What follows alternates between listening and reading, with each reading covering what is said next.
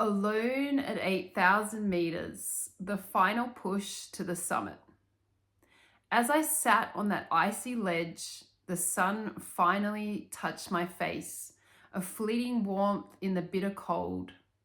At 7,800 meters, every breath felt like fire, and my body ached from exhaustion. But I knew I couldn't linger, not here, not now. There was still a long way to go. I turned to face the slope, steeling myself for the climb. Step by step, I moved upward, breaking through snow that reached my knees. The fixed ropes were nowhere to be seen, completely buried beneath drifts. My ice axe plunged deep with each step, anchoring me as I fought my way forward. Every movement was deliberate, painfully slow, but I pressed on. I finally reached a small, flat plateau, a rare and precious place to rest, but I knew if I had any chance of making the summit, I had to lighten my load. My backpack was weighing me down. It was heavy, nearly 3 kilos on its own, and at this altitude, every gram mattered. I secured it to a snow anchor, taking only my camera and water bottle, both stuffed inside my down suit to keep from freezing. Without the pack, I felt a surge of freedom. My body moved a little easier, but the altitude was merciless. The air was razor thin, each breath a battle. As I climbed higher, the snow hardened beneath my crampons, giving me better footing. Then at last I reached the summit plateau. I was above 8,000 meters now, the realm of the death zone. My lungs burned with every breath. I followed a faint crampon print etched into the snow. They were my lifeline, those crampon prints, guiding me across the vast empty plateau. I didn't know which way to the summit, but these prints were my only hope. I moved slowly, my body screaming with fatigue. The plateau stretched out endlessly, a white desert under an unforgiving sky.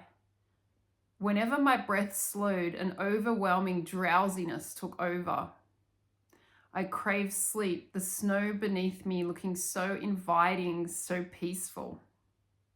But I knew if I lay down, I might never get up again. To fight the exhaustion, I forced myself to breathe faster, almost hyperventilating. I needed every bit of oxygen to keep my mind sharp, to keep moving forward. One step at a time, I crossed that vast plateau, my eyes fixed on the faint trail of crampon prints ahead. Then finally, the horizon shifted. There was no more up. The plateau flattened, and the earth seemed to fall away before me. I looked out across that vast expanse, and there it was, Mount Everest. The summit plateau stretched out, marked by prayer flags fluttering in the fierce wind. I was standing on the top of Cho Oyu, my first 8,000-meter mountain. A wave of emotion hit me, relief, joy, disbelief. I had done it. I had reached the summit alone, without help, guided only by my intuition. It was the hardest thing I'd ever done, the most grueling test of my strength and determination. And yet here I stood, staring at Mount Everest from a height I had not known until now. I took out my camera, snapping photos and recording a short video, proof that I had made it. Back then, selfies weren't a trend. I took them purely as evidence. My fingers were numb, my face raw from the biting wind, but I was on top of the world, and nothing could take that away from me. Then reality hit. I wasn't safe yet. The stories flooded my mind. Climbers who got lost in whiteouts on the summit plateau, their bodies never found. I knew I couldn't afford to make a mistake. I whispered a prayer, that the weather would hold and returned to retrace my steps. I followed the crampon prints very carefully, my eyes never leaving the trail.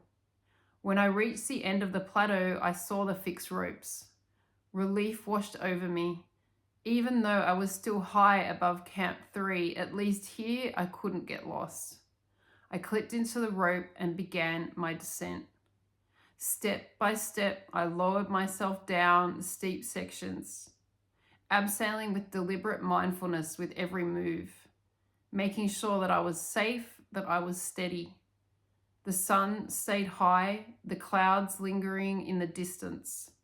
The views stretched endlessly over the Tibetan plateau, a vast sea of snow and rock. But exhaustion weighed on me, dragging my body down with every step.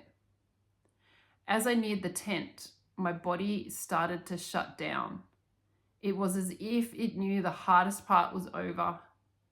I stumbled to the vestibule, unzipped the flap, and found a pot of water waiting for me.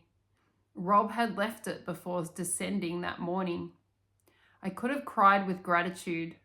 Too tired to melt more snow, I gulped down the water, feeling life return to my body. I chewed on a few snacks, barely tasting them, and collapsed into my sleeping bag. I had done it. I had climbed my first 8,000-meter peak, alone and without supplemental oxygen. It was the hardest, most brutal thing I had ever done. But as I drifted into a deep, dreamless sleep, I knew I had found my calling.